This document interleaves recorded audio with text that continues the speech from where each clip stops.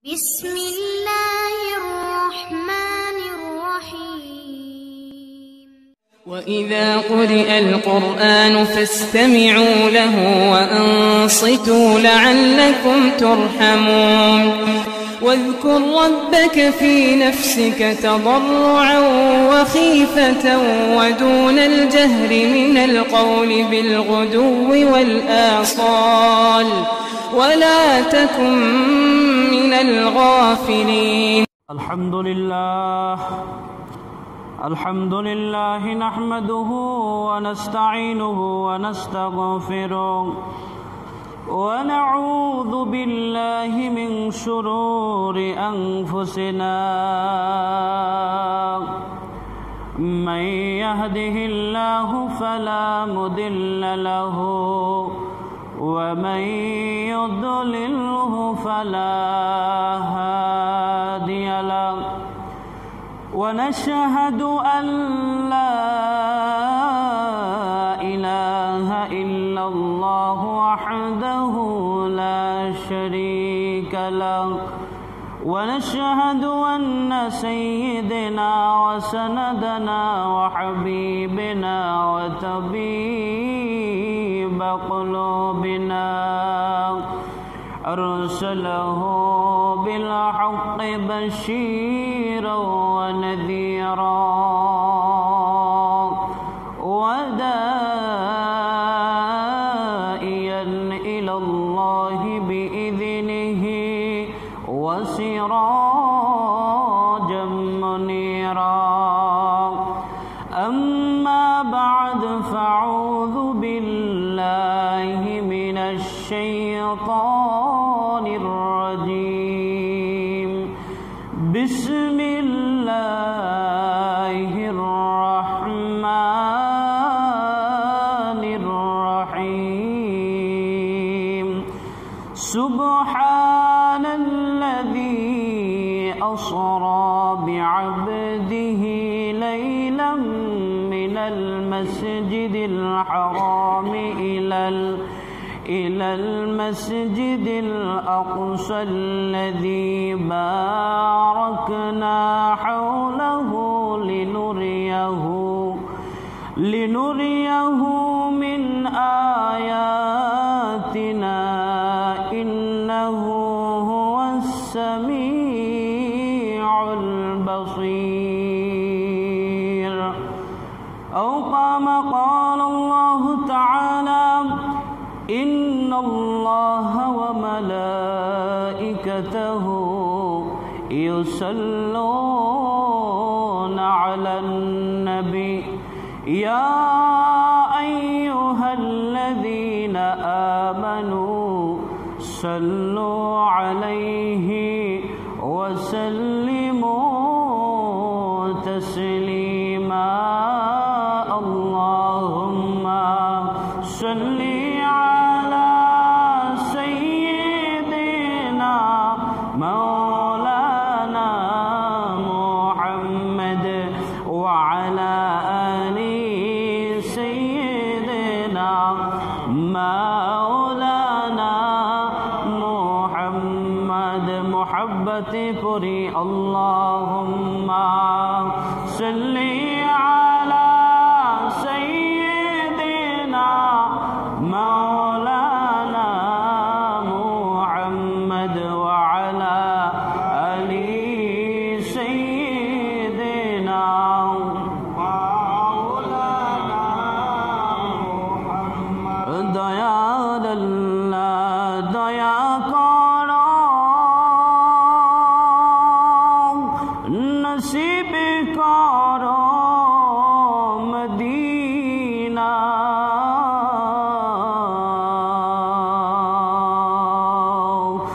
নূর নবী কে না দেখায়া মরণ মোদের দিও না।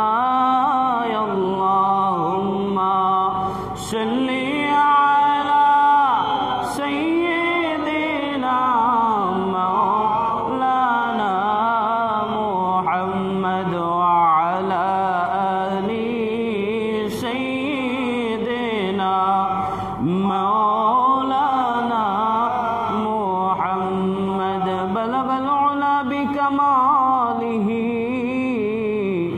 كشف الدجى بجماله حسنت جميع خصاله صلوا عليه وآله সকলেই পড়েন আসসালাতু ওয়াসসালামু আলাইকা ইয়া রাসূলুল্লাহ আসসালাতু ওয়াসসালামু আলাইকা ইয়া হাবিবাল্লাহ আসসালাতু ওয়াসসালামু আলাইকা ইয়া শাফিআল মুযনিবিন আসসালাতু ওয়াসসালামু আলাইকা ইয়া খাতামান নাবিয়িন الصلاة والسلام عليك يا رحمة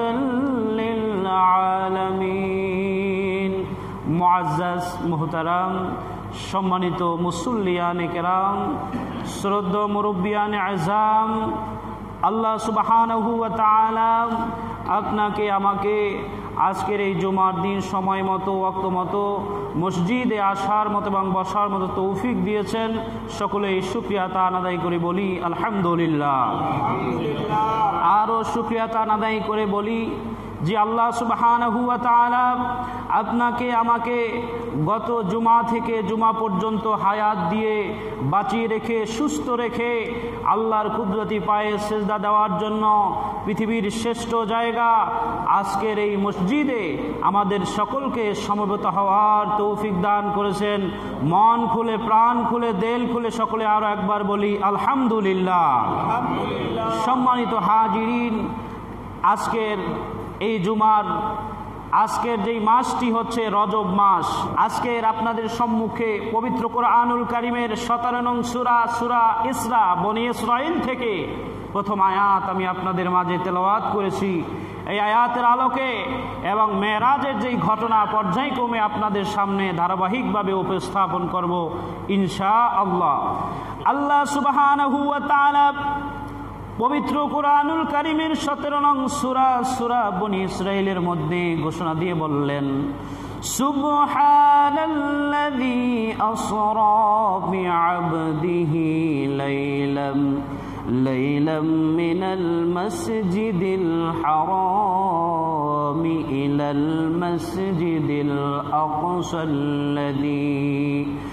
أقصى الذي باركنا حوله لنريه من آياتنا إنه هو السميع البصير।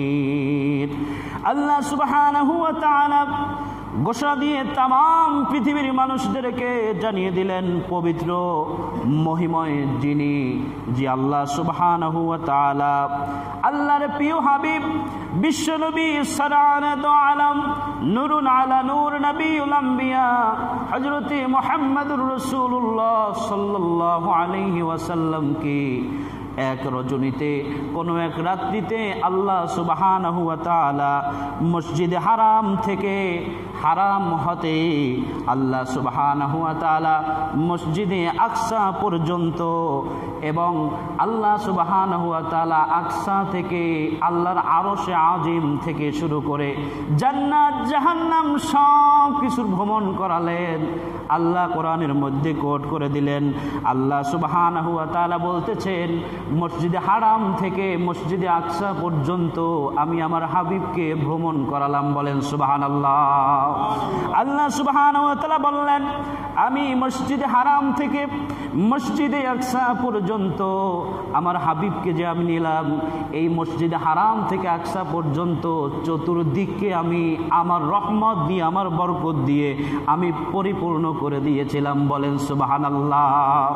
আল্লাহ সুবহানাহু ওয়া তাআলা বললেন, বারাকনা হাওলাহু, আমার রহমত দিয়ে আমার বরকত দিয়ে মসজিদে হারাম থেকে মসজিদে আকসা পর্যন্ত আমি আল্লাহ সুবহানাহু ওয়া তাআলা হাবিবের জন্য বরকতময় করে দিয়েছিলাম। বলেন সুবহানাল্লাহ। আল্লাহ সুবহানাহু ওয়া তাআলা বললেন, আমি আমার প্রিয় হাবিব সাল্লাল্লাহু আলাইহি ওয়াসাল্লামকে আমার নিদর্শনাবলী দেখানোর জন্য আমি তাকে দাওয়াত দিয়ে আল্লাহ সুবহানাহু ওয়া তাআলা বলতেছেন, আমার সামনে এনে আমার বন্ধুর সাথে আমার বন্ধুকে আমাকে দেখার জন্য আমি তাকে আমার পক্ষ থেকে আমি মেহমানদারি করাইলাম, বলেন সুবহানাল্লাহ। আমাদের বাড়িতে, আপনার বাড়িতে যদি একজন মেহমান যায়, সেই মেহমানকে মেহমানদারি করায়, কিন্তু আল্লাহ সুবহানাহু ওয়া তাআলা এমন মেহমানদারি রাসূলকে করাইলেন, রাসূল বললেন আল্লাহ সুবহানাহু ওয়া তাআলা দেখে দেখে আমার হৃদয়কে আমি শান্তিময় করলাম, বলেন সুবহানাল্লাহ। আল্লাহ সুবহানাহু ওয়া তাআলা বললেন নিশ্চয়ই আমি, ইন্নাহু হুয়াস সামিউল বাসীর, নিশ্চয়ই আমি আল্লাহ সুবহানাহু ওয়া তাআলা সব কিছু শুনি, সব কিছু দেখি, নিশ্চয়ই আমি সব কিছু দেখি এবং সব কিছু শুনি। আল্লাহ সুবহানাহু ওয়া তাআলা তার রাসূলকে যে দাওয়াত দিয়েছে, ওই মেরাজটা স্বপ্নযোগে হয়েছিল না আপনার সশরীরে আল্লাহ সুবহানাহু ওয়া তাআলার কাছে গিয়েছিলেন? এর প্রমাণের আগে মেরাজের আলোচনার পূর্বের আলোচনাটা আমাদের বসতে হবে। আলোচনা হচ্ছে আল্লাহ সুবহানাহু ওয়া তাআলা হযরত রাসূল সাল্লাল্লাহু আলাইহি ওয়াসাল্লামকে কি দিয়ে তৈরি করলেন, এইটা আমাদের আগে জানতে হবে। মাটির তৈরি ছিলেন হযরত মূসা আলাইহিস সালাতু ওয়াস সালাম। হযরত মূসা আলাইহিস সালাতু ওয়াস সালাম বললেন আল্লাহর কাছে, আল্লাহ আমি আপনাকে দেখতে চাই। মূসা আলাইহিস সালাতু ওয়াস সালামকে আল্লাহ বললেন, লান তারানি, তুমি আমাকে দেখতে পারবে না, কশিনকালেও তুমি আমাকে দেখতে পারবে না। আল্লাহ সুবহানাহু ওয়া তাআলা বললেন, ঠিক আছে মূসা, তুমি যত এত আবদার করছো, তুর পাহাড়ে ওঠো, তোমার সাথে আমি যখন ইচ্ছা তখনই কথা বলি তুর পাহাড়ে বসে, তুমি দেখার জন্য আজকেও তুমি তুর পাহাড়ে তুমি উঠে যাও। আল্লাহ সুবহানাহু ওয়া তাআলার নূরের পর্দা রয়েছে, সেই নূরের পর্দা থেকে একটা মাত্র পর্দা উঠালেন। আল্লাহর কুদরতি নূরের পর্দা, একটা পর্দা উঠাতে না উঠাতে ওই মূসা আলাইহিস সালাতু ওয়াস সালাম সহ ওই মূসা সরে গেলেন পাহাড়ের নিচে, তুর পাহাড় জলে পড়ে সারখার হয়েছে, বলেন সুবহানাল্লাহ। এটা আল্লাহ সুবহানাহু ওয়া তাআলার নূরের ঝলক। একটা পর্দা মাত্র ৯৯,০০০ পর্দা থেকে একটা পর্দার আংশিক একটু উঠালেন। আল্লাহ সুবহানাহু ওয়া তাআলার নূরের তাজাল্লিতে তুর পাহাড় পুরে ছাই হয়ে গেল, জোরে কন্যা সুবহানাল্লাহ। সেই তুর পাহাড় থেকে সুরমা উৎপাদন হয়েছে। মানুষগুলো সুরমা দেয় কেন?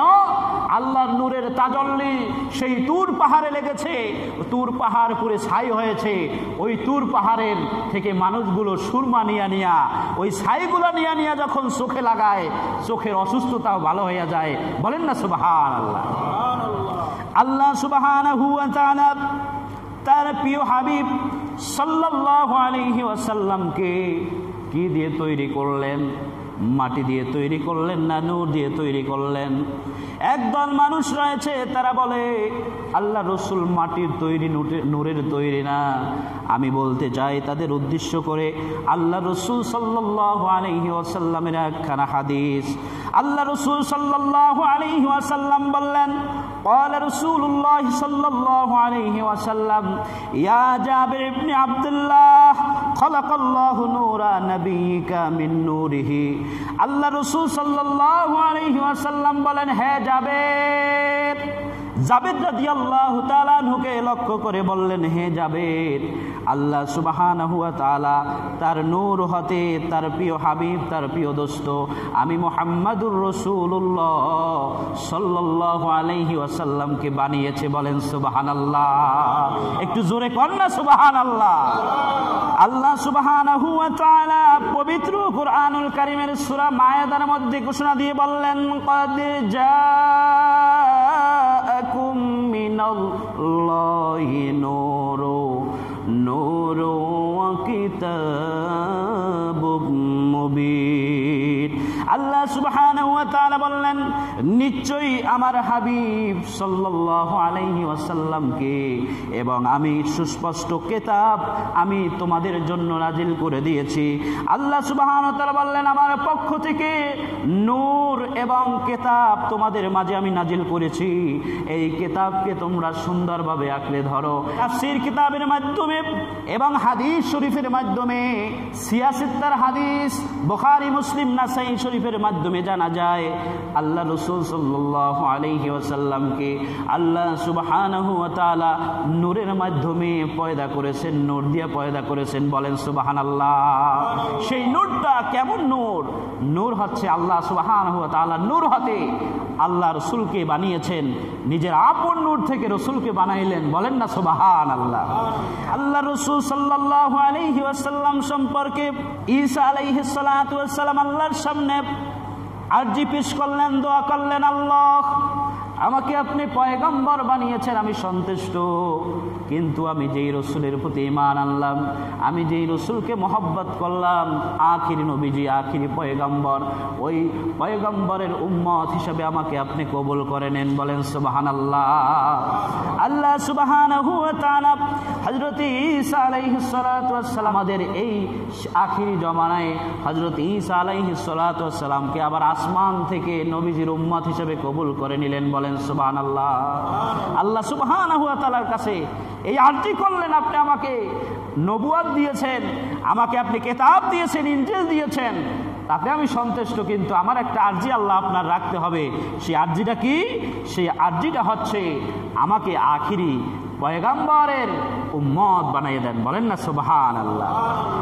আল্লামা দাইলামি হযরত আব্দুল্লাহ বিন আব্বাস রাদিয়াল্লাহু তাআলা আনহু হতে মারফু সূত্রে বর্ণনা করা হয়েছে, একদিন রাসূল সাল্লাল্লাহু আলাইহি ওয়াসাল্লাম মসজিদে নববীর মধ্যে বসা এমন অবস্থায় হযরত জিবরাইল আলাইহিস সালাতু ওয়াস সালাম আগমন করলেন। রাসূল সাল্লাল্লাহু আলাইহি ওয়াসাল্লামকে জিবরাইল আলাইহিস সালাতু ওয়াস সালাম বলতেছেন, হে আল্লাহর হাবিব, আল্লাহর দোস্ত মুহাম্মদুর রাসূলুল্লাহ সাল্লাল্লাহু আলাইহি ওয়াসাল্লাম, আপনি শুনে নিন, আল্লাহ যদি আপনাকে না বানাতেন তাহলে জান্নাত বানাতেন না, জাহান্নাম বানাতেন না, আরশ কুরসি লৌহ কলম এমনকি আমি জিবরাইলকেও বানাতেন না, বলেন সুবহানাল্লাহ।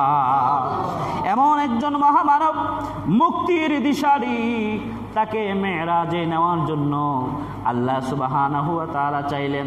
তাকে কোন ভাবে নেবেন, কোন পথে নেবেন? বর্তমান বিজ্ঞানরা বলতেছেন আল্লাহর হাবিব প্যারা নবী সাল্লাল্লাহু আলাইহি ওয়াসাল্লামকে আল্লাহ যে দাওয়াত দিয়ে মেরাজে নিয়েছিলেন, সেই মেরাজ অবশ্যই সশরীরে হয়েছে। আল্লাহ রসুলের চামড়ার চোখে আল্লাহকে দেখেছে, বলেন সুবহানাল্লাহ। বিজ্ঞান প্রাথমিক পর্যায়ে তারা যুক্তি দিয়েছিল যে আল্লাহ সুবহানাহু ওয়া তাআলা তার হাবিবকে যে আসমানে উঠাবেন, আকাশে উঠাবেন, এই আকাশের মধ্যে মধ্যাকর্ষণ রয়েছে, যেই মধ্যাকর্ষণে গেলে জমিন থেকে যখন আপনি মধ্যাকাশ পর্যন্ত, মধ্যাকর্ষণ পর্যন্ত যখন যাবেন, ওই সময় গেলে অটোমেটিকলি ভাবে আপনাকে নিচের দিকে টেনে আনবে অথবা উপরের দিকে নিয়ে যাবে, এটাকে বলে মধ্যাকর্ষণ। আর বিজ্ঞান বলতেছে যে যখন কোনো ওজন 10 কেজি, 20 কেজি অথবা 50 কেজি, 100 কেজি যখন নিচ থেকে উপর দিকে ওঠে, ওইটা ক্রমে ক্রমে হালকা হতে থাকে, বলেন না সুবহানাল্লাহ। এই গবেষণা চালিয়ে চালিয়ে তারা দেখলেন যে না, আসলেই মেরাজ সত্য। বিজ্ঞানরা প্রাথমিক পর্যায়ে বলছিলেন যে যখন আল্লাহ সুবহানাহু ওয়া তাআলা তার হাবিবকে নিয়েছিলেন, তাহলে আসমানে, আকাশে আপনার আগুনের স্তর রয়েছে, আপনার শীতের স্তর রয়েছে, গরমের স্তর রয়েছে, এরকম করে পানির স্তর রয়েছে। সেই আকাশে এরকম স্তর স্তর ভেদ করে কিভাবে আল্লাহ তাকে, তার হাবিবকে নিয়ে যেতে পারলেন? কোরআনের যুক্তি হলো, কোরআনের যুক্তি এবং বিজ্ঞানের যুক্তি। আপনি দেখেন দেওয়ালে আপনি যদি একটা কাঠ দিতে যান, কাঠ দিয়ে যদি আপনি বেড়াটাকে আপনি কাঠটা ওই অন্য সাইডে নিতে চান, তাহলে ওই কাঁচ ভেঙে যাবে, কি বলেন ঠিক কিনা? আর যদি ওই কাছে এক সাইড থেকে যদি আলো দেন, সূর্যের আলো, তাহলে ওই সূর্যের আলোটা কিন্তু অপর সাইডে বের হতে পারবে, তাতে কোনো কাজ ভাঙবে না, কি বলেন? ভাঙবে নাকি? ভাঙবে না। আপনি আরো একটা যুক্তি নেন, বরফ, পানি দিয়ে যখন বরফ তৈরি হয়, ওই বরফ শক্তের চাইতেও শক্ত যখন হয়ে যায়, তখন ওই বরফ দিয়ে বাড়িঘরও কিন্তু তৈরি করা যায়। আবার যখন বরফটা আপনার নিমিষেই পানি হয়ে যাবে, তখন ওই পানির রং বিভিন্ন রকমের হয়ে যাবে, কি বলেন ঠিক কিনা? তাহলে আল্লাহ সুবহানাহু ওয়া তাআলা মানুষদেরকে বোঝাতে চাইলেন, আমার প্রিয় হাবিব, আমার প্রিয় দোস্তকে আমি আমার নূর দিয়ে তৈরি করেছি। এই নূর দেখেন ফেরেশতা নূরের তৈরি। ফেরেশতা কিসের তৈরি? ফেরেশতা নূরের তৈরি, এই জন্য ওই ফেরেশতা এক জায়গা থেকে আর এক জায়গায় মুহূর্তের মধ্যে যেতে পারে। বলেন না সুবহানাল্লাহ। ইবলিস শয়তান, জিন শয়তানগুলো আগুনের তৈরি, এই জন্য ওই জিন শয়তানগুলো মুহূর্তের মধ্যে এক জায়গা থেকে আর এক জায়গায় যেতে পারে। কি বলেন ঠিক কিনা? আর আল্লাহ সুবহানাহু ওয়া তাআলা তার প্রিয় হাবিব সাল্লাল্লাহু আলাইহি ওয়াসাল্লামকে মানুষ আকৃতিতে বানিয়েছেন, কিন্তু আল্লাহ সুবহানাহু ওয়া তাআলা রাসূলকে নূর দিয়া তৈরি করলেন। কারণ ওই আলো দেখবেন, আপনার একটা বাতি যদি জ্বালানো হয়, সেই বাতির আপনার ছায়া কিন্তু নিচে পড়বে না, আলোর ছায়া কিন্তু নেই। এই জন্য আল্লাহর হাবিব সাল্লাল্লাহু আলাইহি ওয়াসাল্লামকে আল্লাহ নূর দিয়ে বানালেন, যে আমার প্রিয় হাবিব সাল্লাল্লাহু আলাইহি ওয়াসাল্লামকে জমিন থেকে আসমান প্রথম, দ্বিতীয়, তৃতীয়, ষষ্ঠ, সপ্তম একেবারে আল্লাহ পাকের আরশে নিয়ে রাসূল সাল্লাল্লাহু আলাইহি ওয়াসাল্লামকে সশরীরে মেরাজ এবং সাক্ষাৎ দিবেন বলেই আল্লাহ সুবহানাহু ওয়া তাআলাকে নূর দিয়ে বানিয়েছেন। বলেন না সুবহানাল্লাহ। এখন আপনি আসেন, এই মেরাজ শব্দের অর্থ কি? মেরাজ শব্দের অর্থ হচ্ছে ঊর্ধ্বলোকে গমন করা। মেরাজ শব্দের অর্থ হচ্ছে ঊর্ধ্বলোকে ওঠার সিঁড়ি। এই মেরাজ শব্দের অর্থ হচ্ছে যে আল্লাহ সুবহানাহু ওয়া তাআলা তার প্রিয় হাবিবকে নিচ থেকে উপরের দিকে নিয়ে যাবেন। অনেকটা অর্থ রয়েছে। সেই মেরাজ সংগঠিত হতে পারে একটা যুক্তিযুক্ত, যে আপনার দেখেন, যদি রসুলকে মাটি দিয়ে বানাতেন, তাহলে আল্লাহ রসুল যখন আসমান ভেদ করতে চাইতেন, যখন আপনার আকাশে যেই আগুনের স্তর রয়েছে, গরম স্তর রয়েছে, শীতের স্তর রয়েছে, সেই স্তর দিয়ে যখন সে যেতে চাইতেন, একজন মানুষকে আগুনের স্তর দিয়ে যাওয়া কঠিনকালেও সম্ভব নয়।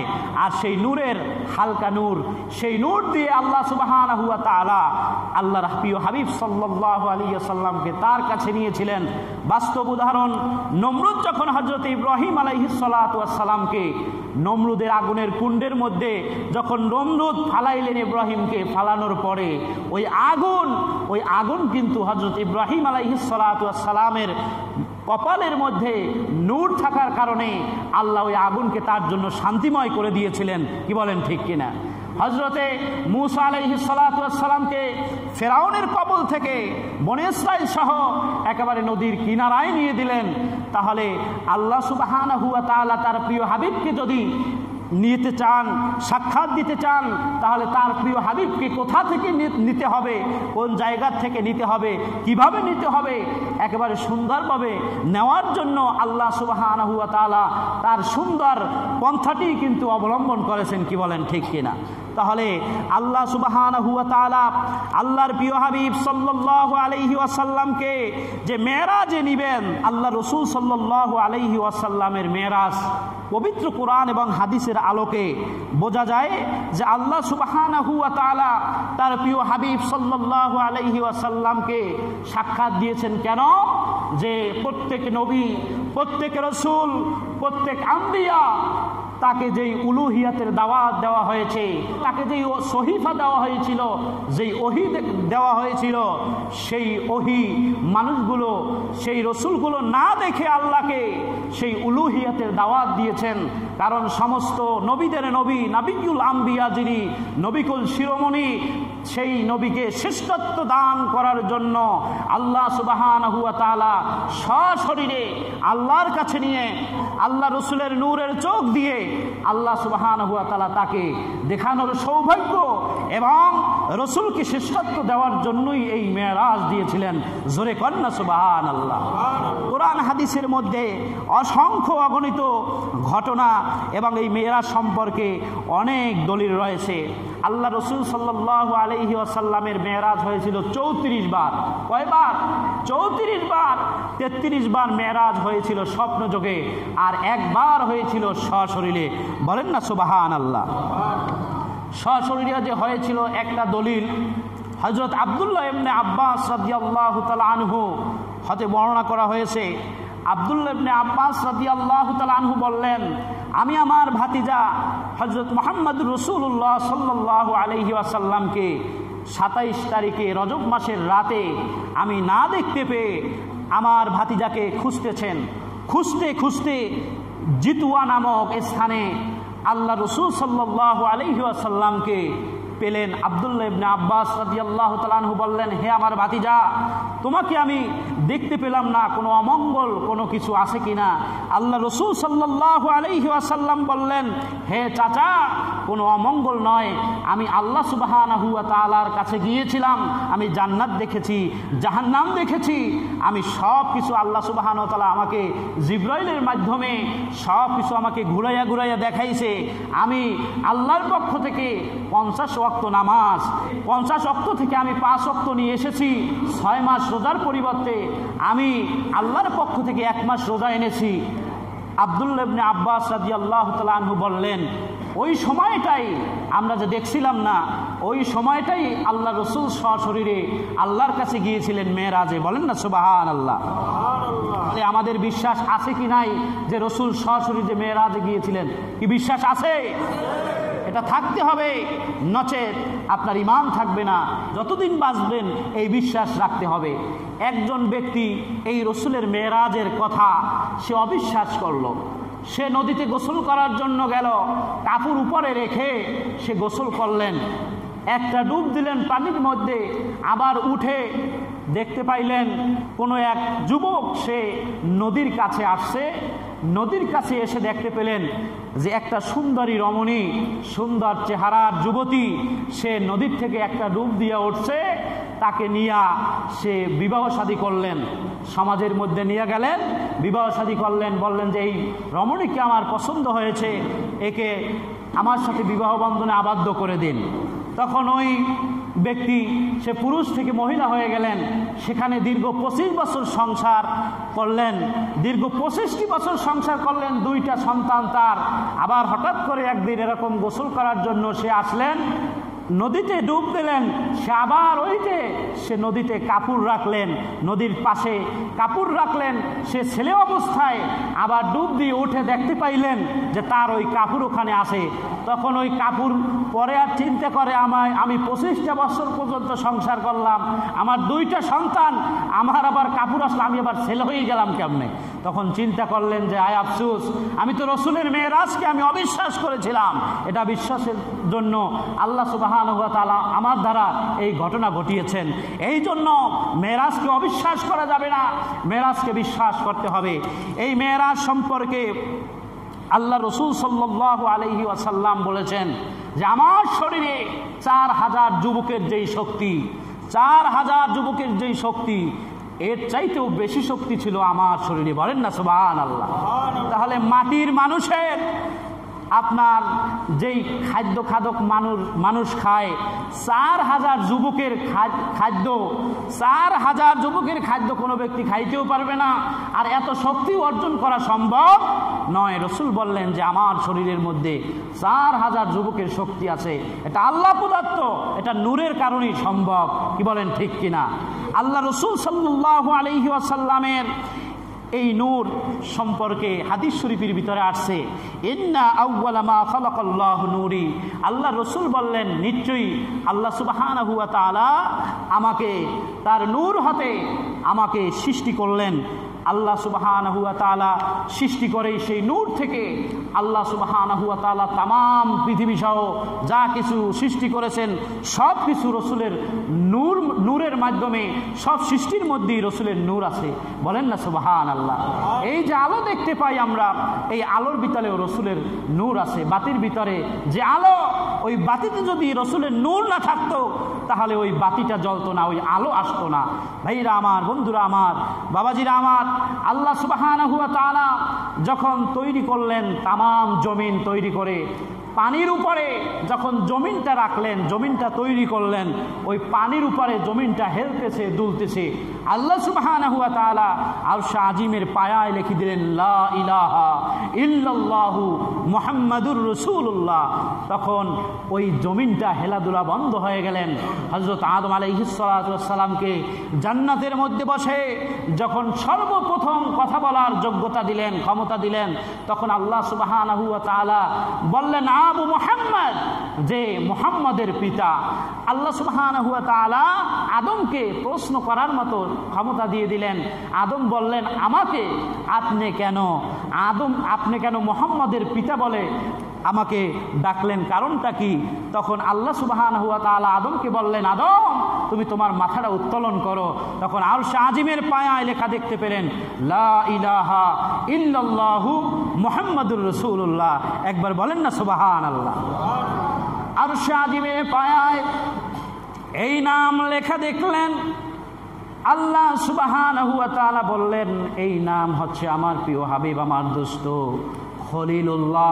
সেই খলিলুল্লাহ সে আল্লাহর প্রিয় হওয়ার জন্য আল্লাহকে ডাকে। আর আমি আমার প্রিয় হাবিব মুহাম্মাদুর রাসূলুল্লাহ সাল্লাল্লাহু আলাইহি ওয়াসাল্লাম যেন খুশি থাকে, রাজি থাকে, এই জন্য আমার হাবিব, আমার প্রিয় দোস্ত মুহাম্মদ সাল্লাল্লাহু আলাইহি ওয়াসাল্লাম খুশি থাকার জন্য আমি আমার হাবিবকে কিসে খুশি, এই জন্য আমি আমার হাবিবকে বারবার আমি স্মরণ করি। বলেন সুবহানাল্লাহ। কোথায় স্মরণ করেন?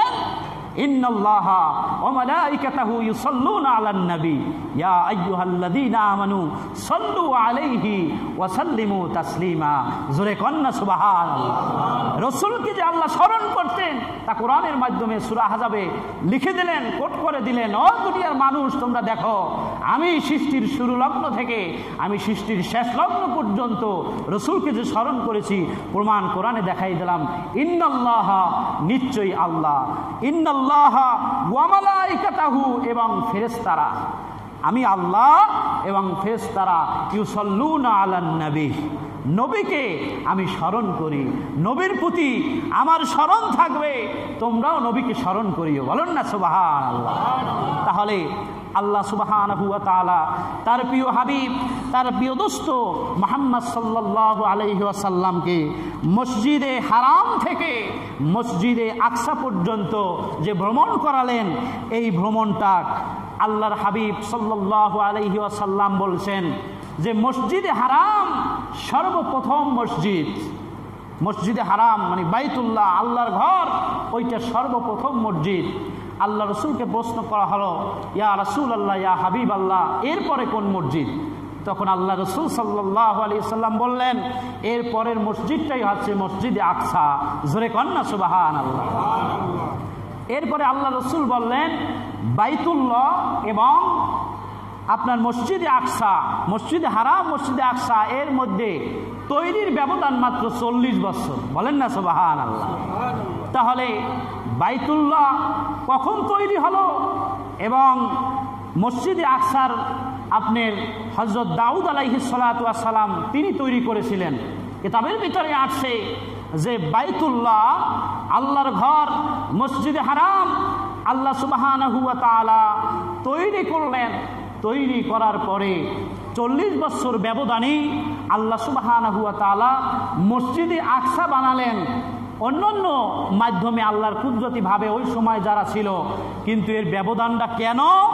কারণ হচ্ছে ওই সময়ে মসজিদে আকসাটা বিভিন্ন রকমের মানুষ আসতো না, এই জন্য অন্য পরিস্থিতি সৃষ্টি হওয়ায় হযরত দাউদ আলাইহিস সালাতু ওয়াস সালামকে আল্লাহ ওহী নাজিল করলেন, হে দাউদ, আমি তোমাকে 3 বছর আমি তোমাকে দুর্ভিক্ষ দিব, আমি 1 মাস পর্যন্ত মহামারী দিব। এই মহামারী এবং দুর্ভিক্ষ আল্লাহ সুবহানাহু ওয়া তাআলা ওহী নাজিল করে বললেন এবং বললেন, তুমি উম্মত, তোমার উম্মত অনেক বৃদ্ধি পাবে, আমি আবার কোনো একটি সময়ে আমি এই উম্মতগুলোকে তোমার থেকে নিয়ে যাব।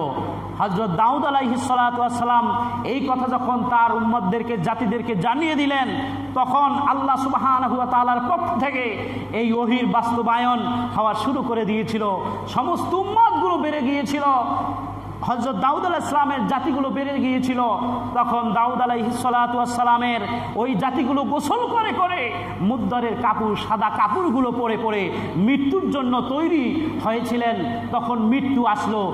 33,000 হাদিস শরীফের ভিতরে আসছে, 33,000 মানুষ হযরত দাউদ আলাইহিস সালাতু ওয়াস সালামের সময়ে তার উম্মতগুলো, জাতিগুলো মারা গিয়েছিলেন। এবং এমন মহামারী আসলো, সেই মহামারী দেখে সমস্ত মানুষগুলো আল্লাহ সুবহানাহু ওয়া তাআলার কাছে মোনাজাত করলেন। আল্লাহ, নবী কাঁদলেন আর বললেন, আল্লাহ আমাদেরকে এই মহামারী থেকে আপনি হেফাজত করেন। তখন আল্লাহ সুবহানাহু ওয়া তাআলা ওহী নাজিল করলেন, তুমি এই মহামারী থেকে হেফাজত পাবে পাবে কখন? যখন আমি তোমাকে একটা ভালো কাজের আদেশ করব, সেইটা তুমি করবে। ভালো কাজটা কি? আল্লাহ বললেন তুমি মসজিদে আকসা তুমি নির্মাণ করো। বলেন না সুবহানাল্লাহ। মসজিদে আকসা নির্মাণ করো। হযরত দাউদ আলাইহিস সালাতু ওয়াস সালাম মসজিদে আকসা নির্মাণ করার জন্য সমস্ত মানুষ সহ পাহাড় থেকে পাথর কেটে কেটে দাউদ আলাইহিস সালাতু ওয়াস সালাম পর্যন্ত পিঠের মধ্যে পাথর এনে এনে মসজিদে আকসা তৈরি করেছিলেন। বলেন না সুবহানাল্লাহ। মসজিদে আকসা তৈরি করলেন। এরপরে তার সন্তান হযরতে সুলাইমান আলাইহিস সালাতু ওয়াস সালামের দ্বারা এই মসজিদে আকসার কার্যক্রমগুলো শেষ করলেন, মসজিদ তৈরি করলেন। আপনার তার বাবা হযরত দাউদ আলাইহিস সালাতু ওয়াস সালাম পরা মসজিদকে আবার নির্মাণ করেছিলেন। আবার দাউদ আলাইহিস সালাতু ওয়াস সালামের সন্তান হযরত সুলাইমান আলাইহিস সালাতু ওয়াস সালাম কি করলেন? সেই নির্মাণ কাজ, সেই মসজিদে আকসার কাজ সম্পূর্ণ করেছিলেন। কিভাবে? হযরত সুলাইমান আলাইহিস সালাতু ওয়াস সালাম ছিলেন সারা পৃথিবীর বাদশা। সারা পৃথিবীর বাদশা সুলাইমান আলাইহিস সালাতু ওয়াস সালামের নেতৃত্বে ছিল জিন জাতি, মানব জাতি, সব কিছু ছিল, পাখি জাতি, সব কিছু সুলাইমানের নেতৃত্বে ছিল। বলেন সুবহানাল্লাহ। সুলাইমান আলাইহিস সালাতু ওয়াস সালাম জিনদের মাধ্যমে বিশাল বিশাল পাহাড় থেকে পাথর কেটে কেটে ওই পাথরগুলো দিয়ে বাইতুল আকসা, বাইতুল মুকাদ্দাস আল্লাহ সুবহানাহু ওয়া তাআলা ওই সুলাইমানের মাধ্যমে নির্মাণ করা শুরু করেছেন। বলেন না সুবহানাল্লাহ। আল্লাহ সুবহানাহু ওয়া তাআলা তার প্রিয় নবী হযরতে সুলাইমান আলাইহিস সালাতু ওয়াস সালামকে ওই বাইতুল মুকাদ্দাস নির্মাণ করার জন্য দুইটা গাছ দিয়েছিলেন তার পক্ষ থেকে। একটা গাছ হলো স্বর্ণের, আর একটা গাছ হলো রৌপ্যের। বলেন না সুবহানাল্লাহ। হাদিস শরীফের ভিতরে আসছে, বানানো কথা নয়। ওই গাছ থেকে স্বর্ণ পড়ত, একটি গাছ থেকে 40 তোলা স্বর্ণ পড়ত দৈনন্দিন। প্রত্যেক দিন 40 তোলা স্বর্ণ পড়ত। আর একটি গাছ থেকে 40 তোলা রৌপ্য পড়ত। ওই স্বর্ণ রৌপ্য দিয়ে সুলাইমান আলাইহিস সালাতু ওয়াস সালাম জিনদের মাধ্যমে মসজিদের ফ্লোর, মসজিদের মেঝের কাজ করিয়েছিলেন। বলেন সুবহানাল্লাহ। এই মসজিদের কাজ যখন সম্পন্ন হয় নাই, আল্লাহ সুবহানাহু ওয়া তাআলা হযরতে সুলাইমান আলাইহিস সালাতু ওয়াস সালামকে নিয়ে যাবেন। সুলাইমান আলাইহিস সালাতু ওয়াস সালাম দেখতে পেলেন আমার হায়াত তো শেষ। তিনি বুঝতে পারলেন আমি এই পৃথিবীতে আর থাকবো না। এই বাইতুল আকসা, বাইতুল মুকাদ্দাস সম্পন্ন করতে হবে। কেমন করে সম্পন্ন করা যায়? একটা কাচের ঘর নির্মাণ করলেন। কাচের ঘর নির্মাণ করলেন, একটা বাতাস পর্যন্ত যেন ওই জায়গায় না ঢুকতে পারে। সুলাইমান আলাইহিস সালাতু ওয়াস সালাম কাচের ঘরের ভিতরে তাল্লা দিতে ভর দিয়ে বাইতুল মুকাদ্দাস নির্মাণ কাজগুলো করিয়েছিলেন। জিন যখন বুঝতে পারলো কাচের ভিতরে একটা ফাটা, সেই ফাটা দাগ দিয়ে যখন তারা বুঝতে পারলো এতদিন ফাটা ছিল না কাজ, কিন্তু আজকে কেন কাজটা ফেটে গেল? মনে হয় আমার ওস্তাদ নাই, আমার ওস্তাদ নাই, এতদিন ফাটা দেখি নাই, এখন কেন ফাটা? ভিতরে যাইয়ে দেখেন আপনার লাঠিতে যখন লাড়া পড়লো তখন সুলাইমান আলাইহিস সালাতু ওয়াস সালাম কি পড়ে গেলেন।